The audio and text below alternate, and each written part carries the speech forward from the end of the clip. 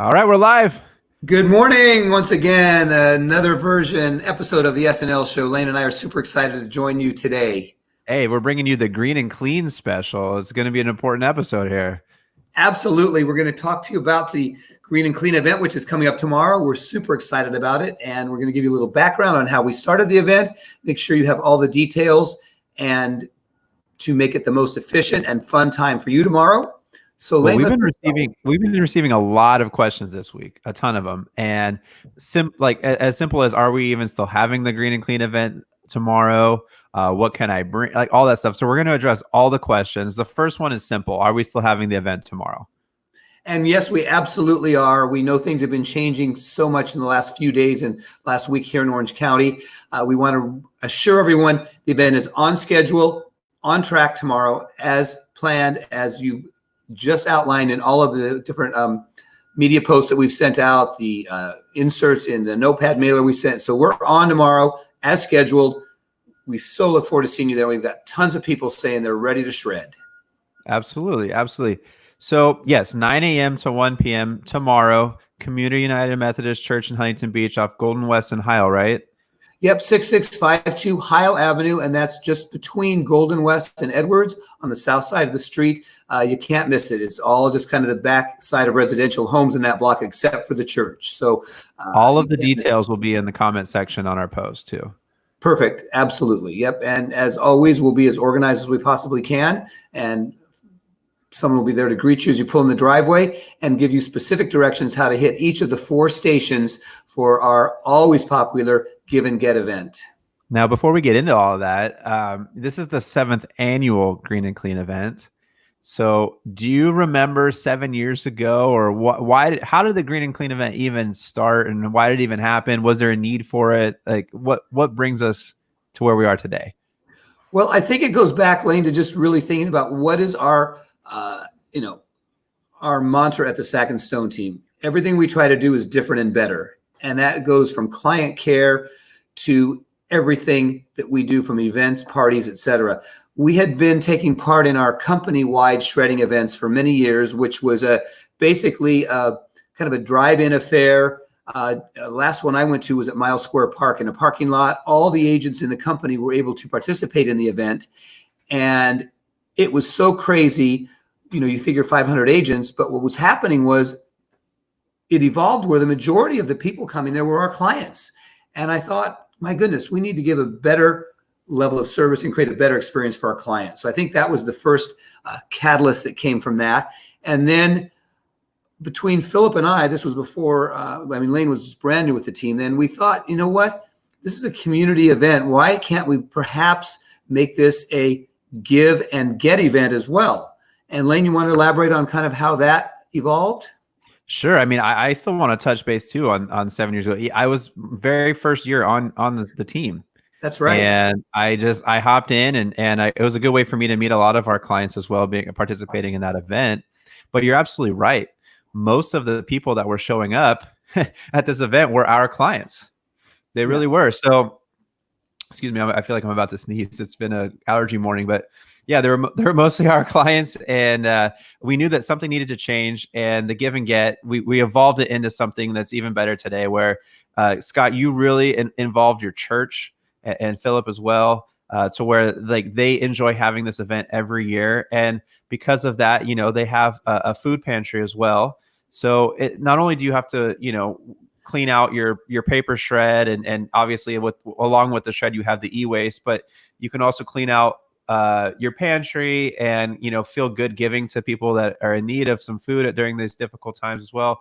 And then also we partnered up with the Assistance League of Huntington Beach, and the Assistance League of Huntington Beach takes gently used clothing and all that good stuff, and they've really become great partners for us over the years. Yeah, I think as we encapsulate how the history, how the event evolved, again, we thought to ourselves, you know what, we can create a different and better experience, make it just for our clients. And the typical shredding event has been something that's been going on for decades. A lot of real estate firms do it. A lot of other service companies do it. We had people asking if they take computers and that sort of thing. They didn't. So we found out by partnering with an e-waste company, we could add that as a service. So those were kind of the two areas where we're saying, you know what, this is something our clients are getting. You know, they're getting to unburden themselves from all this. And then as it evolved, it was like, well, if you're cleaning out your offices and everything, why not clean out your pantry and your closets as well? And somehow I think it evolved just with a conversation Philip and I had at our church. We've been members of the Community United Methodist Church for almost 30 years now, that they have a food pantry that's widely successful and serves so many of the neighbors in West Huntington Beach and beyond. And we thought to ourselves, you know what, you're cleaning out your pantries. Why not look at those canned goods, the macaroni and cheeses, the peanut butters, the things that families can use that they can be put into bags that the food pantry does. And then the same thing, the Assistance League had been one of our preferred charities that we really love to support at the Sackin-Stone team. And we found out, we talked to them, and this is something they had never done before, but we figured out a way where we could have one of our easy up tents, collect the items, and then the ladies would have a couple of trucks come at the end of the day and pick it up. So that's kind of how it first started. And what it's evolved to is, and Lane and I were talking about this earlier, is I've had just in the last 5 days, even more people from the church and our community call us and say, just, I want to hang out and I want to volunteer to help you guys at the event. It's become a little bit of a social outlet too. And it's just a fun day, you know, fun 4 hours for everyone. And the folks that we have from the community in our church that volunteer, they help us from everything from a check-in table to helping collect donations to directing people where to go. So that's a little bit about the evolution of the event and the history.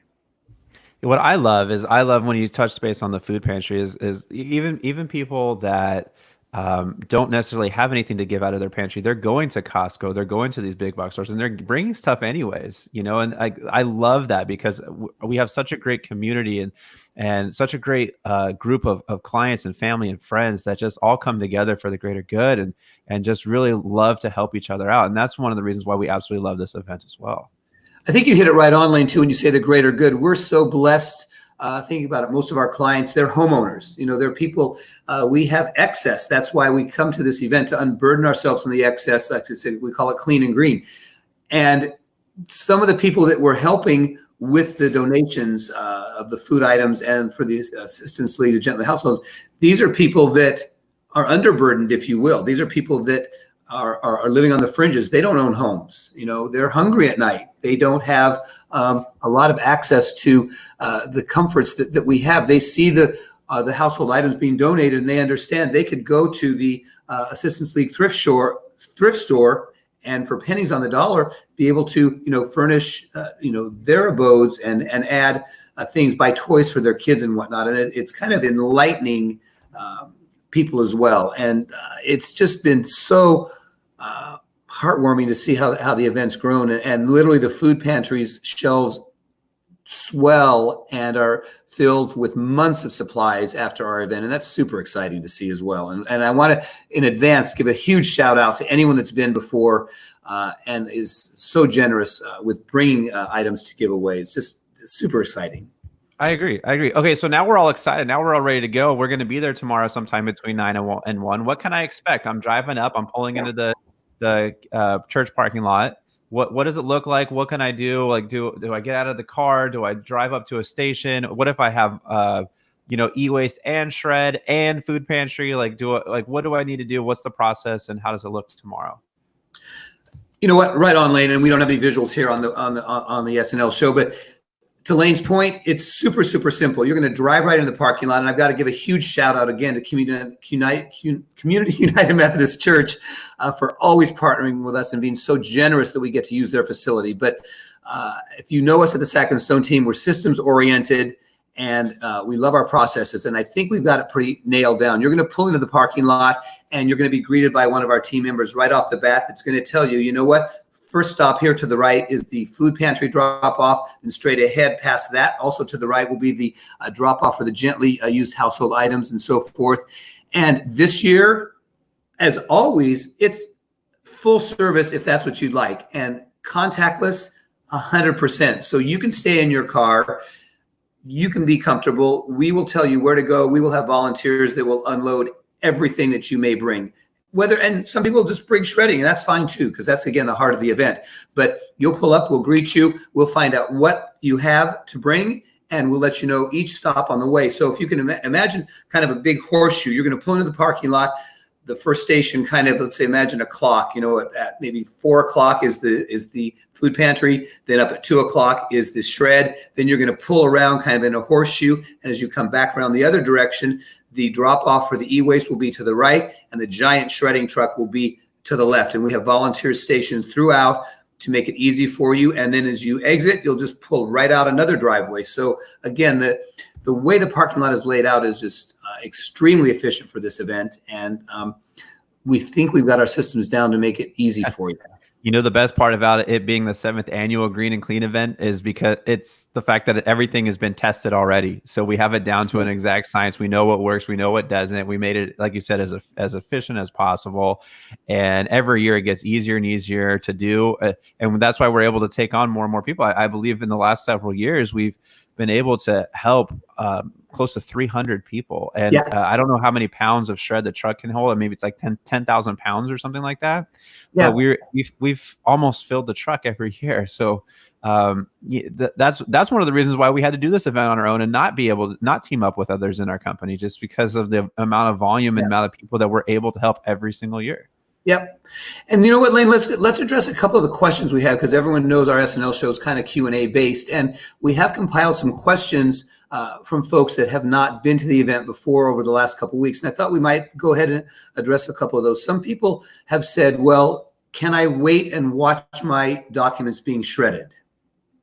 Yeah, I'm absolutely. And we allow that. The shred truck is really cool in the sense that they have a camera and a video that you can watch, and you can literally watch your stuff get put up and go into the bin. And then they take the bin and it goes up to the top of the truck, and you can see the big shredding wheels shredding your documents live and in person. And we want to make sure that everybody who wants to see that happen and feels comfortable physically watching their documents being shredded on site on the truck are able to do so. I love it. Another question we've had is regarding the e-waste. What exactly qualifies as e-waste? And I'll just jump in and say,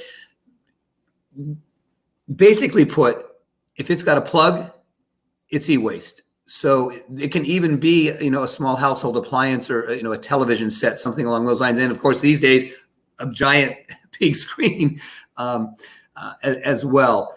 And that's what qualifies as e-waste. And the other question that we have with regards to that is, if you have an item, what happens with the data on that hard drive or on that laptop PC? Lane? Oh, yeah. Okay. So this company is certified. And so what that means is, because they're certified, they do clear the hard drive. Now, normally what they do is they have an option where you can get a certification and pay. But it's a lot of people don't use that, because one thing, you're paying for something that they're already doing.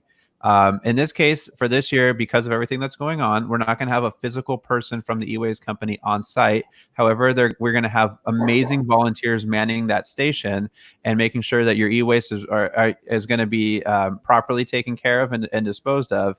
And then knowing that we hire certified companies and licensed companies to be able to take care of erasing any of your particular hard drives. But as always, as a good recommendation, just for safety precautions, I would still clear everything to at least your factory settings, just to be safe, on the safe side. But just confidently know that the company that we're using are, amazing. We use them every single year. We haven't had any issues, and they handle and take care of clearing the hard drive.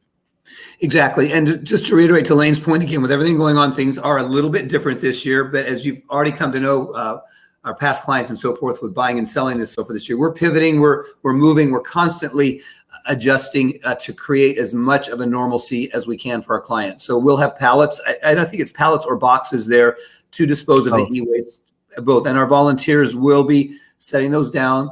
And then we wanted to make sure that you do know that the representatives from the company will be arriving at the end of the event, securing those in their truck and taking everything away. One other change that we do, or just a little pivot that we want to mention for this year, we talk about our Assistance League. They are absolutely our preferred, one of our preferred charitable partners that we love, because they're community-based. They're phenomenal.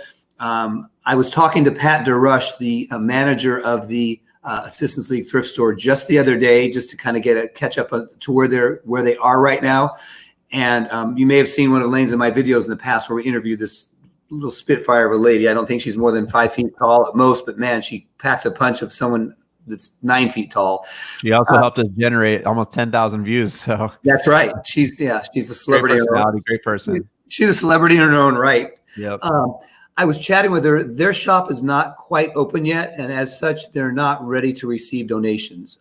So for those of you that have come to know the Assistance League ladies who are on site, this year they're not going to be there. But Pat and I have spoken, and with their full endorsement, we're partnering with another local charity who also has a nationwide reach this year, and that's the Salvation Army. So we will have just because the Assistance League can't be there tomorrow doesn't mean that there's still people out there that aren't in need. There are people right now that are without jobs and maybe could use a little bit of extra assistance. So it's really important to us that we're still able to help out our community. Absolutely. And that's why, and again, the way this event is evolved, our clients and the participants love, being able to bring and help the community. So this year, the Salvation Army is going to be the recipient. The definitions are pretty much still the same. We want to stress they do not accept furniture. At this event, we can't accept furniture. I do know that the Salvation Army site in Fountain Valley on Brookhurst Street does accept furniture, but that's something you'd have to take there yourself. Again, the definition for what items are accepted is gently used household items, clothing. So if you kind of just think, can something be, washed and cleaned and hung up in a store? And do you think someone in the community that maybe can't afford new clothing would shop for this and want to buy it and want to wear it? The litmus test we ask is, if you don't think that you would want to wear it, you probably want to throw it away, to be honest with you, because it may be something that's out of style, out of size anymore. Same thing, toys, items that are no longer needed by someone in your house, but if you still believe that they have functionality and value to someone else, that's the type of thing that's going to be the perfect donation for this year of the Salvation Army. Absolutely. Absolutely. I mean, I love seeing so many people, again, like it goes to the food pantry. We have so many wonderful friends, family, and past clients that are bringing toys that are still in the wrappers and bringing clothes that still have tags on them. And so like there's people out there that are being able to take advantage of brand new clothes, or like you said, gently used clothes or new toys. And it's just wonderful to see like how many people are really being helped during this event. And on the topic of these two kind of what we call the give part of it, what's so great is, especially this year, I was thinking this is like halfway between the year. It's midway in the year. So it's just, 6 months from Christmas time. And we know Christmas time is when there's always the big push, and there seems to be the outpouring of generosity for those less fortunate than us and so forth. But these people in our community that are, falling on hard times, or, not quite as fortunate as the rest of us, they have needs all year long. So I'm like just thinking last night, I'm super excited that we're going to be able to swell the food pantry, add more household items and so forth back to the local community in July, so that, folks are going to have an opportunity to benefit at this time of year also. On note of the food pantry too, Lane said, as he's mentioned, so many of our clients generously go to Smart and Final Extra, or they go to Costco and they'll buy, some things in bulk in addition to bringing things from their pantry. We do want to remind you, if you're cleaning out your pantry, if the food has already expired, it can't be used, because the food pantry, by law, they can't give out anything that has an expiration date that's already passed. So save them some time from having to go through and toss those. And when you're going through your pantry, if you're doing, just toss those items yourself, and just make sure that anything probably has at least 3 months or so to go, if you don't mind. But again, if you feel like you want to get out and buy some things, again, no one has to do this. And again, you can just bring your shredding and e-waste, and we're thrilled to have you and say hello. But I do want to give a big shout out to those people once again that feel that extra generous feeling to get out and actually, buy some things to need. And they like canned goods, peanut butter, cereals, macaroni and cheese. Think of things that, if you're a family with 2 or 3 kids, what's an easy thing to open, to prepare, to eat that has a pretty stable shelf life? It's pretty simple. Just put yourselves in the shoes of who the benefactors are of these items. Yep. So Scott, I have a question. So let's say somebody just retired, or they close down their office. They have boxes full of furniture. I mean, maybe 10, 15 boxes, 20 boxes, not furniture, excuse me, shred. Yeah, yeah. Do they bring all 20 boxes? Do we limit the number of boxes? Do we, that's a question that we get asked a lot. Like, how many am I allowed to bring? And that is a fantastic question, Lane, because we want to make sure that we have the time for everybody and that the truck has room for everyone. We have had in the past people that are retiring and closing down their offices, and they've brought multiple carloads throughout the 4-hour period. And I'll be honest, we can't handle a life transition like that. We just can't. The goal of the event is to help those folks that are kind of cleaning out residentially, maybe small businesses, but kind of on an annual basis, those things that have accumulated over the course of 1 year. So if you use that as kind of a litmus test, what have you collected over the past year since the last event? The average that we see is generally, 2 to 5, kind of file box size things, maybe a couple like the grocery size kind of garbage bags full of mail, items like that. I would say on average, and Lane, I'd love for you to chime in on this, but we generally would say on average, it's generally 3 to 5, a combination of 3 to 5 boxes or bags.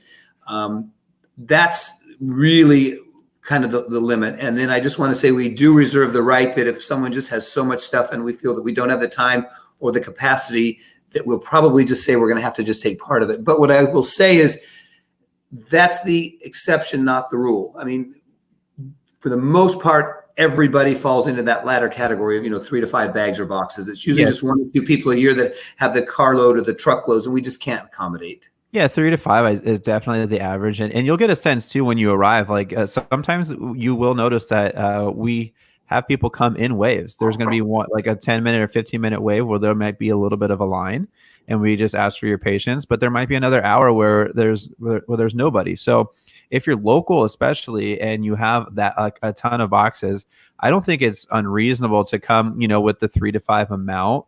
Ask us, to keep you notified if there is going to be a lull or how we're doing as far as capacity on the truck, and maybe come back again on a second round for 3 to 5 boxes if we're able to handle it. And I have no problem making sure that I'm in constant communication with you throughout the event if that's something that you need, because we really don't want to turn away or say no to anybody. We like saying yes to everybody and being able to accommodate as much as possible. So if there's any way that we can help you reach your goal as far as your shredding needs, we'd love to try to make that work for you tomorrow.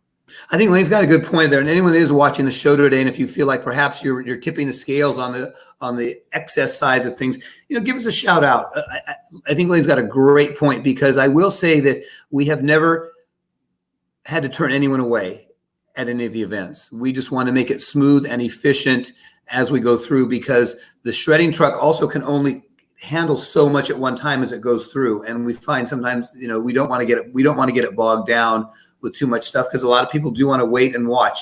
On that other note, for those of you that want to get in and get out quickly, you can drive through. You can drop your documents if there's a little bit of a queue for waiting for things to be shredded, and you don't need to watch it. You don't need to do that. We've got your boxes and bags will be unloaded into big round bins that get rolled up and then hooked onto the machine as they go up. So if you want to just unburden yourself, dump and go, absolutely, we want to have you do that. But on the other hand, some folks find it's a bit of a social event, and they like to maybe get out of the car and visit just a little bit. And this year, of course, with everything going on, we're following CDC protocols, so social distancing, masks, etc.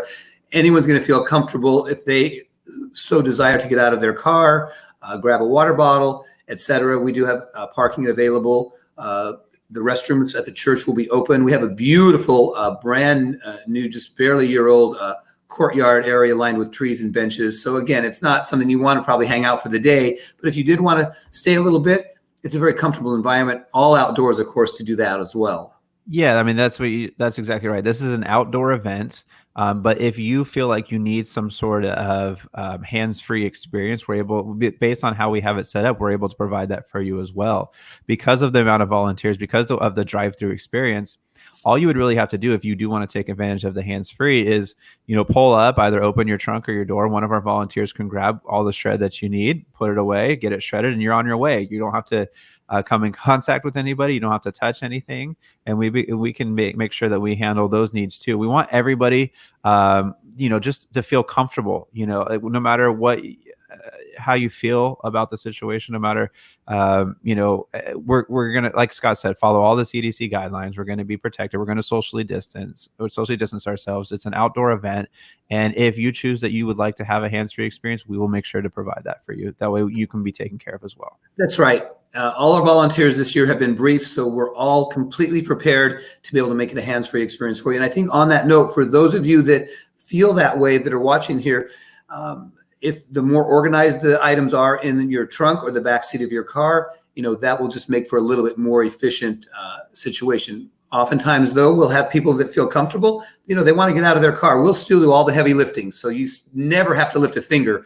But you can get out of your car, pop the trunk, visit a bit as we unload things. Sometimes people will park kind of midway between the food pantry and the food donate or the household donation site, and we'll kind of converge from two directions to take care of you. So it's organized, but yet it's still very fluid to accommodate, everyone's style, personality, whatever. Yep. So in conclusion, as we're wrapping up, I just want to make sure we touched on everything. So we talked about the event and the details. Tomorrow, Community United Methodist Church, Golden West and Heil, 9 a.m. to 1. Come by anytime during those hours. We will be there. We touched on the history. This is our 7th event, and because it's our 7th event, we made this a seamless, easy process. We're tried and true. You're going to see how efficient this event really is. We're going to be offering shred, e-waste, food pantry, gently used household items you can bring. And we're just really excited that we're still on for the event tomorrow, and we're happy to see your wonderful faces. Absolutely. And just a couple of tips from past events too is the shred truck is on a strict schedule, and although we would love to stay and hang out a little bit longer, they generally leave pretty darn close to 1 o'clock. So for those of you that are kind of last minute folks, I'd say, give yourself about a 15-minute window towards the end of that time frame. And for those of you that are early birds, generally there's a bit of a line at the very beginning. So if you're wanting to, avoid that, again, I can't say for sure. And again, usually the line's not more than 5 minutes or so anyways. Maybe you wait for the second hour to come, because we seem to have a little bit of a lull from, historically speaking, in that second hour or so. So those are just, a couple of tips. And then again, as you've known from the Sackin-Stone team, everything we try to do is different and better and more organized. But given everything going on right now, it's going to be a little bit of different protocol this year. So also we ask a little bit of indulgence and maybe advance forgiveness on your part. If there is a little hiccup here or there, we'll of course pivot and fix it. But I think we've got everything kind of figured out. Wouldn't you agree, Lane? I know we do. And again, yeah, these are times that you have to be accommodating and forgiving, but I don't think that we're going to have any issues tomorrow. We've done it before, and we did everything on our end to be organized and to make this event happen for you. So we did not want to cancel it. We did not want to postpone it. There is a need out there for this. A lot of the others have been canceling, and we didn't want to do that. So we want to make sure that we provide the needs and make sure that it goes off without a hitch tomorrow. Absolutely. And in closing, whether you get out of your car or you don't, it's a wonderful way for us to just give back to our clients a little bit and also just say hello and connect. Again, Lane said sometimes we have almost 300 people come through. What a wonderful way for us to just say thank you to our clients and get to say hey in person. Absolutely. Absolutely. All right. Well, we're excited to see everybody tomorrow. Stay tuned for another SNL show next week. We have some exciting announcements there as well, so we can't wait to share. Absolutely. Thanks for watching today, and we'll see you tomorrow.